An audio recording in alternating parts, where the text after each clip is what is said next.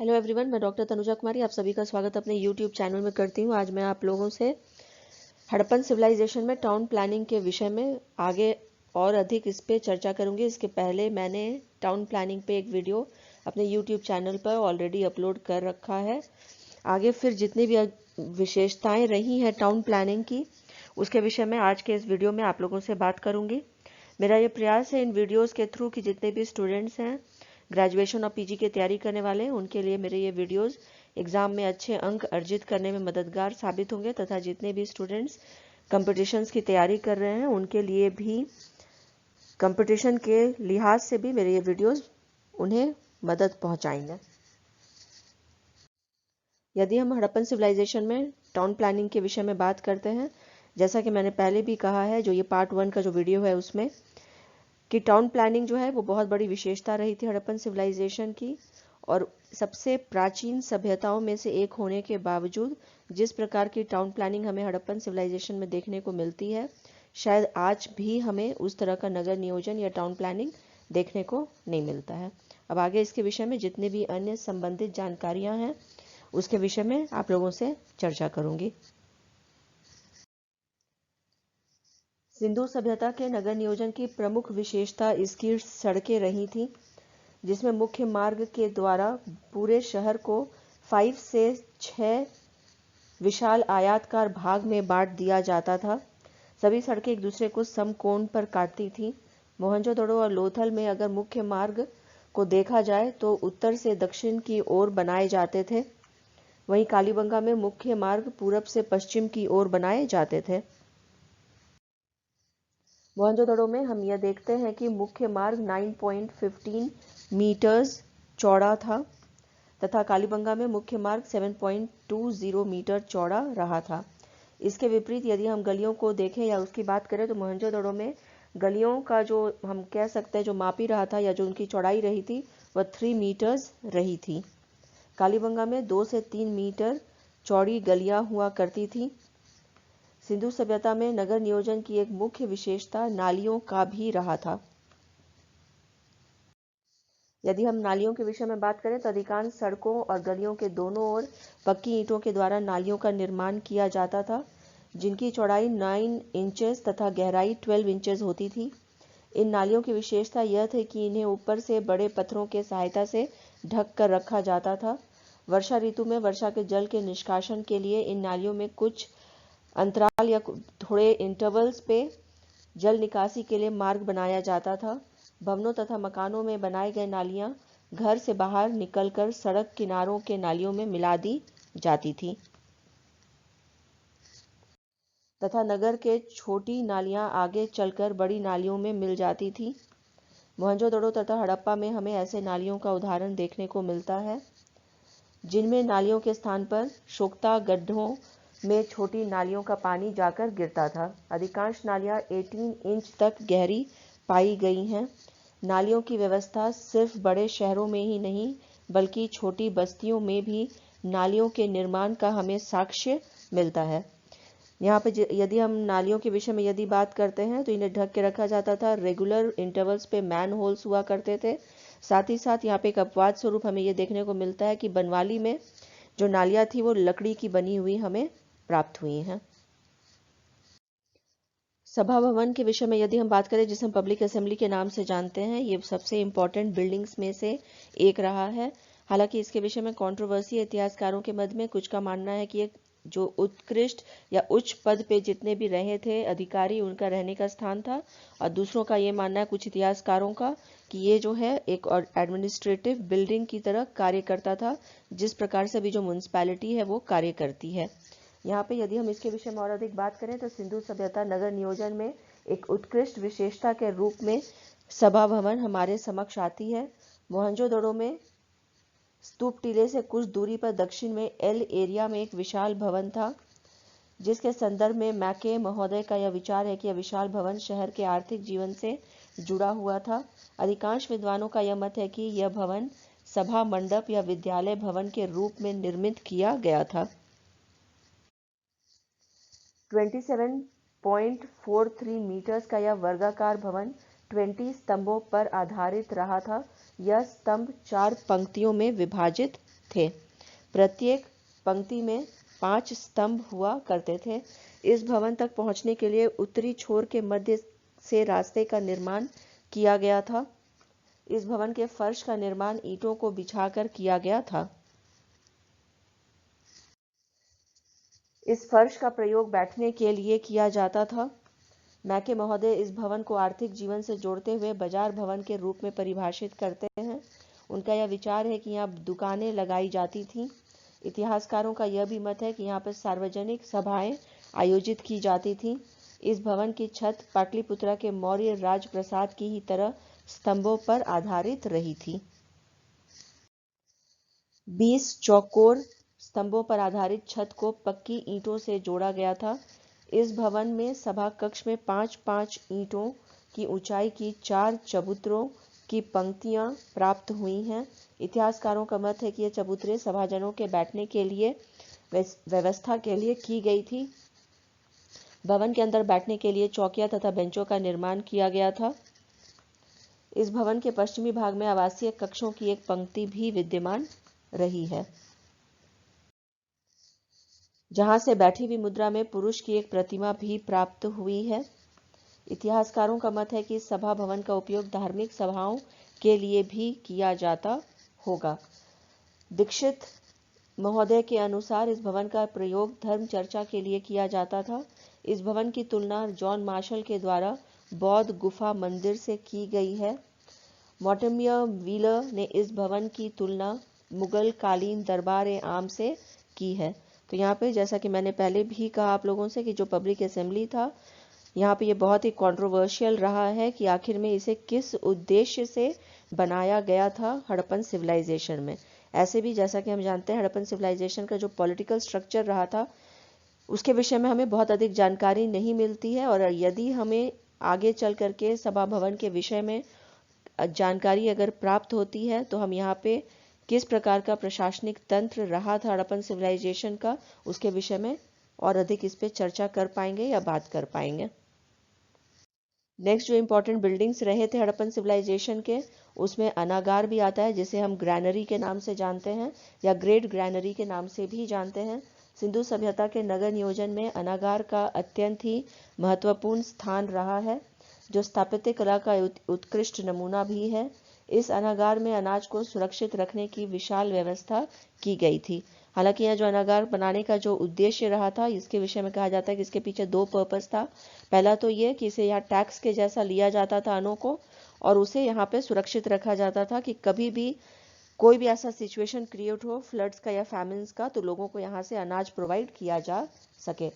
हमें अनागार का अवशेष हड़प्पा, चनुदड़ो, लोथल, मोहनजोदड़ो, कालीबंगा से प्राप्त हुए हैं। इतिहासकारों द्वारा हड़प्पा के जिस भवन को अनागार की संज्ञा दी गई है, इसमें 6-6 की 2 पंक्तियां रही थीं, या जिसे हम 2 rows of 6 के नाम से जानते हैं। इतिहासकारों द्वारा यदि हम बात करते हैं इस भवन के विषय में, तो अनागार की संज्ञा इसे दी गई थी, जिसमें कि 6-6 की 2 पंक्तियां रही थी और ये विभक्त 12 खंडों में था। इस भवन की दोनों पंक्तियों में 7 मीटर की दूरी रही थी। प्रत्येक खंड का क्षेत्रफल 15.24 बाई 6.10 मीटर्स था। अनागार के प्रवेश द्वार को देखें हम, तो यहाँ पे हमें यह देखने को मिलता है कि प्रवेश द्वार रावी नदी की ओर खुलता था, जिससे अनुमान लगाया गया है कि नदी मार्ग से अनागार में अनाज लाया जाता होगा तथा बाहर यहाँ से इसे निकाला भी जाता होगा। इस अनागार में अनाज को तल तक पहुंचाने के लिए एक ढालुआ मार्ग बनाया गया था, जिससे कि यहाँ अनाज को रखने और निकालने में सुविधा हो सके। इस अनागार के फर्श में लकड़ी के शहतीर का प्रयोग किया गया था तथा इसके बीचों बीच में हवा के आने जाने के लिए थोड़ा सा जगह जो है वो छोड़ दिया गया था। हड़प्पा का यह विशाल भवन 168 मीटर लंबा तथा 134 मीटर चौड़ा रहा था। अनागार की छत का निर्माण लकड़ी के लट्ठों से किया गया था। मोहनजोदड़ो में भी हड़प्पा की ही तरह 4 फीट ऊंचे चबूतरे पर अनागार के अवशेष प्राप्त हुए हैं। यह भवन पक्की ईंटों से बनाया गया है तथा इसकी लंबाई 45.72 मीटर तथा चौड़ाई 22.86 मीटर रही है। इस भवन में 27 खंड के अवशेष प्राप्त हुए हैं तथा इन सभी खंडों के मध्य रिक्त स्थान छोड़ा गया है जिससे कि हवा का आना जाना जो है वो सुविधाजनक तरीके से हो सके। 1950 में व्हीलर के द्वारा इस भवन का मलबा हटवाया गया था तथा यहाँ पे जो है उत्खनन का कार्य प्रारंभ किया गया था और उन्हीं के द्वारा इसे अनागार कहा गया था। अगर हम इस भवन के ऊपरी भाग को देखें तो लकड़ी के द्वारा निर्मित ये भवन जो है वह हमें दिखाई देता है। भवन की दीवारें तिरछी बनाई गई हैं। उत्तरी दिशा में चबूतरे की दीवार पर भी तिरछी है जिसका उद्देश्य अनाज को ऊपर चढ़ाने के सुविधा के लिए किया गया था। तो यहाँ पे जैसा कि ग्रेट ग्रैनरी के विषय में यदि हम बात करते हैं तो ये बहुत बड़ी एक विशेषता रही थी हड़प्पन सिविलाइजेशन की, जिसमें कि इसका बनाने का उद्देश्य ही रहा था, जैसे कि पहले भी मैंने कहा, एक तो टैक्सेशन का रहा होगा और दूसरा कि किसी भी जो अनअवॉइडेबल सर्कमस्टांसेस होते हैं या जो फैमिन या फ्लड्स या ड्रॉट के समय में लोगों को यहाँ से अनाज प्रोवाइड करवाया जा सके। नेक्स्ट यहाँ पे जो इंपॉर्टेंट बिल्डिंग्स में आता है वो वृहत स्नानागार आता है या जिसे हम ग्रेट बाथ के नाम से जानते हैं। हड़प्पा सभ्यता में वृहत स्नानागार एक उत्कृष्ट नगर नियोजन का परिचायक है। मार्शल ने इसके संदर्भ में यह मत दिया है कि इसका निर्माण मध्यकाल में हुआ होगा। स्नानागार के निर्माण में पक्की ईंटों का प्रयोग किया गया था। स्नानागार का मध्य भाग 39 फीट 3 इंच लंबा तथा 23 फीट 2 इंच चौड़ा तथा 8 फीट गहरा था। स्नानागार का अवशेष 180 फीट उत्तर दक्षिण तथा 108 फीट पूरब से पश्चिम में विस्तारित था। स्नानागार में प्रवेश के लिए सीढ़ियों का निर्माण कराया गया था जो 9 इंच चौड़ी तथा 8 इंच ऊंची थी। प्रत्येक सीढ़ी के ऊपर लकड़ी के पट्टे लगाए गए थे। इन सीढ़ियों में जहां अंत होता है वहां पर 30 इंच बाय 16 इंच चौड़ी एवं ऊंची एक पीठिका है तथा जिसके दोनों ओर सीढ़ियों का निर्माण किया गया है। अगर हम इस स्नानागार के फर्श को हम यहाँ देखते हैं तो फर्श समतल नहीं है तथा इसमें इस फर्श में दक्षिण पश्चिम की ओर ढाल बनाया गया है। इसमें पानी के निष्कासन के लिए एक वर्गाकार मोरी का निर्माण कराया गया है जिससे इतिहासकारों का अनुमान है कि इसकी सफाई के लिए यह व्यवस्था की गई थी। सीढ़ी के अंतिम छोर पर 23.5 बाई 8.26 सेंटीमीटर नाली बनाई गई थी। इस स्नानागार के फर्श को जल निरोधक बनाने के लिए जिप्सम एवं बिटुमन का प्रयोग किया गया था। स्नानागार के पूर्व में 6 से 7 कमरों के बीच एक कक्ष में अंडाकार कुआं का निर्माण किया गया था। स्नानागार को कुएं के जल से भरा जाता था। उत्तर दिशा में बड़े बड़े आकार के 8 कक्ष निर्मित थे। प्रत्येक कक्ष 9.5 फीट लंबा तथा 6 फीट चौड़ा था। इन सभी कमरों का निर्माण पक्की ईंटों से कराया गया था तथा इन कमरों से जल के निष्कासन के लिए छोटी छोटी नालियां भी बनाई हुई थीं। इतिहासकारों का मत है कि भवन के ऊपर एक मंजिल रही होगी जिसमें पुजारी वर्ग के लोग निवास किया करते थे। स्नानागार से जुड़े हुए कमरे आमने सामने नहीं होकर दाएं या बाएं की ओर भी हैं, जिससे यह पता चलता है कि इसका निर्माण या प्रयोग जो है स्नान के बाद वस्त्रों को बदलने के लिए किया जाता था। जॉन मार्शल तथा अन्य विद्वानों ने इस स्नानागार को वैश्विक संदर्भ में एक आश्चर्यजनक निर्माण की संज्ञा दी है। यहाँ पे यदि हम बात करते हैं ग्रेट बाथ के विषय में तो आज की जो इंजीनियरिंग हमें दिखाई देती है, कोई भी यदि निर्माण किया जाता है स्विमिंग पूल का, हम कह सकते हैं उसी प्रकार इसका निर्माण हुआ था। जो एकदम हम कह सकते हैं कि उन्नत अवस्था इंजीनियरिंग की हो सकती है वह हमें ग्रेट बाथ में देखने को मिलती है। इसमें गर्म पानी और ठंडा पानी दोनों के आवाजाही का हम कह सकते हैं कि पाइप्स के थ्रू यहाँ पे इसमें सुविधा प्रोवाइड की गई थी, क्योंकि यहाँ पे जो पाइप्स हैं और जिस प्रकार से बनाया गया था इस ग्रेट बाथ को, इतनी अधिक उन्नत इंजीनियरिंग रही थी कि कहीं पे भी हमें काई का निशान देखने को नहीं मिलता है। और जितनी भी सीढ़ियाँ थी वो यहाँ से आसानी से नीचे उतरने के लिए और ऊपर आने के लिए बनाई गई थी। जैसा कि पहले भी मैंने कहा, जो कमरे प्राप्त हुए हैं इस ग्रेट बाथ के एक कोने में वो दो पर्पस के लिए माना जाता है कि वो यूज होता था। कुछ इतिहासकारों का मानना है कि इसका निर्माण किया गया था वस्त्रों को बदलने के लिए, और कुछ इतिहासकारों का मानना है कि ये पुरोहितों के रहने का स्थान था। तो यहाँ पे ये जोड़ा जा रहा है कुछ इतिहासकारों के द्वारा पूजा और कर्म कांड के साथ भी, क्योंकि यहाँ पुरोहित अगर हैं तो ये जरूर यहाँ पे पूजा भी हुआ करती होगी, ऐसा इतिहासकारों के द्वारा माना जाता है। नेक्स्ट यहाँ पे यदि हम बात करें सफाई व्यवस्था के विषय में, तो सिंधु सभ्यता के नगर नियोजन में नगर की सफाई का पूरी तरीके से ध्यान रखा गया था। प्रत्येक घरों में कूड़ा पात्र के साक्ष्य प्राप्त हुए हैं। सभी घरों से कूड़ा पात्र का कूड़ा सड़कों पर रखे कूड़ा पात्र या गड्ढों में डाल दिया जाता था। कूड़ा पात्र मिट्टी से निर्मित होते थे। यहाँ पे हमें एक और जानकारी मिलती है कि जब हम पूरे कोई भी एक घर को जब देखते हैं, हड़प्पन सिविलाइजेशन का जो ड्वेलिंग हाउसेस थे, और जब उसका निर्माण होता था तो जो किचन थी, किचन से जो पानी निकलता था बाहर के लिए नालियों में मिलाने के लिए सड़क के नालियों में, तो उससे ठीक पहले एक गड्ढा हुआ करता था जहाँ पे एक बहुत बड़ा हम कह सकते हैं कि घड़ा या पॉटरी जो है वो डाल दिया जाता था, जहाँ से जो हम कह सकते हैं कि जो कचरा है वो वहीं पे रुक जाया करता था और उसी में रहता था उस गड्ढे में ही, और जो पानी होती थी उसका ही सिर्फ निकासी जो है वो मुख्य मार्ग में या गली के जो नालियां होती थी उसमें जाकर के मिलती थी। तो इससे जो है बहुत अधिक तक नालियों के सफाई में भी इससे सुविधा प्राप्त होती थी। हड़प्पन सिविलाइजेशन की एक बहुत बड़ी विशेषता रही थी कि सफाई व्यवस्था पे बहुत अधिक ध्यान दिया गया था, ठीक उसी प्रकार जिस प्रकार से नगर नियोजन पे भी ध्यान दिया गया था या उसके इंफ्रास्ट्रक्चर पे। यहाँ पे यदि हम शौचालयों के विषय में बात करें, सिंधु सभ्यता के नगर नियोजन में हम यह देखते हैं कि प्रत्येक भवन में शौचालय की व्यवस्था की गई थी। निचली शहरी क्षेत्रों की तुलना में गढ़ी क्षेत्र में सभी घरों में शौचालय के साक्ष्य प्राप्त हुए हैं। शौचालयों का निर्माण पक्की ईंटों से कराया जाता था। इन पक्की ईंटों में एल आकार की ईंट दिखाई देती है। व्हीलर ने सिंधु सभ्यता के शौचालयों की तुलना आधुनिक पश्चिमी सभ्यता के शौचालयों से की है। शौचालय में व्यवस्था यह की गई थी इसकी कि यहाँ से मल पदार्थ का निष्कासन घरों की छोटी नालियों से गली की नालियों तक तथा गली की नालियों से सड़कों की जो नालियां रही थी वहां तक इसका यथासंभव वहां तक उसका जो प्रवाह है वह बना रहे। यहाँ पे यदि हम शौचालयों के विषय में बात करते हैं तो जितने भी जो ड्वेलिंग हाउसेज हमें प्राप्त हुए हैं हड़प्पन सिविलाइजेशन में, यहाँ कोशिश ये किया जाता था कि जो बाथरूम्स हैं और जो किचन्स हैं उसका निर्माण जो है वो सड़कों की तरफ किया जाए, क्योंकि पानी जो है उसका निकासी आराम से हो पाए नालियों की तरफ।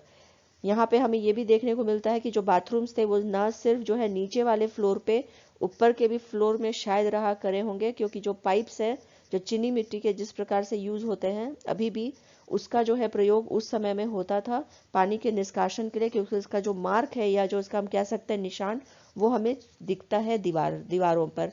शौचालयों का भी सुचित व्यवस्था या हम कह सकते हैं कि समुचित व्यवस्था जो है वह की गई थी ड्वेलिंग हाउसेज में।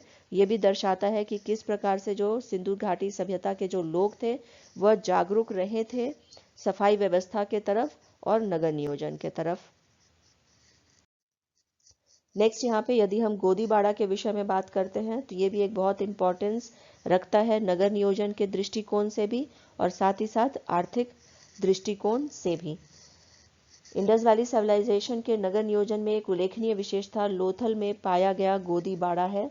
इस गोदीबाड़ा का निर्माण पक्की ईंटों से कराया गया था जिसकी लंबाई 21.4 मीटर, चौड़ाई इसकी रही थी 36 मीटर एवं जो गहराई थी वह 4.5 मीटर रही थी। एस.आर. राव ने इसे गोदीबाड़ा माना है तथा यह स्पष्ट किया है कि यहाँ व्यापारिक जहाज का आना जाना हुआ करता था। इसके उत्तर में काफी चौड़ा जल प्रवेश द्वार था जो भोगवा नदी को एक विशाल नाले से जोड़ता था। इस गोदीबाड़े के दक्षिण में जल निकास द्वारा बनाया गया था। लॉरेंस लेस्निक ने इस गोदीबाड़े के स्थान पर सिंचाई के लिए प्रयुक्त एक विशाल जलाशय इसे माना है।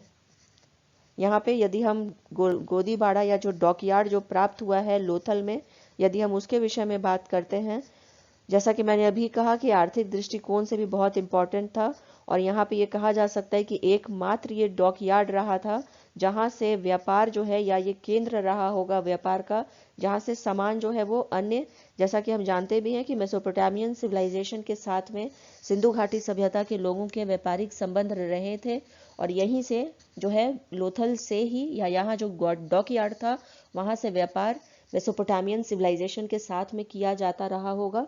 गोदीबाड़ा के साक्ष्य का होना या इसके विषय में बात करना कि हाँ ये गोदीबाड़ा ही रहा था या नहीं, क्योंकि यहाँ पे लोथल के क्षेत्रों में हमें जो है सील्स या मनका प्राप्त हुए हैं, जिसमें सिर्फ यहीं से इन मनकों पे जहाज़ों का हम देखते हैं कि वहाँ पे उत्केरित चित्र उसमें हम लोगों को देखने को मिलता है, जो कि दर्शाता है कि जरूर यहाँ से जो है यहाँ आर्थिक दृष्टिकोण से या हम कह सकते हैं व्यापारिक दृष्टिकोण से बहुत इंपॉर्टेंट ये प्लेस रहा था और ये गोदीबाड़ा ही रहा था, क्योंकि इन्हीं ही क्षेत्रों में हमें सिर्फ मनकों पर जहाज़ों के जो चित्र हैं वो उत्केरित मिले हैं।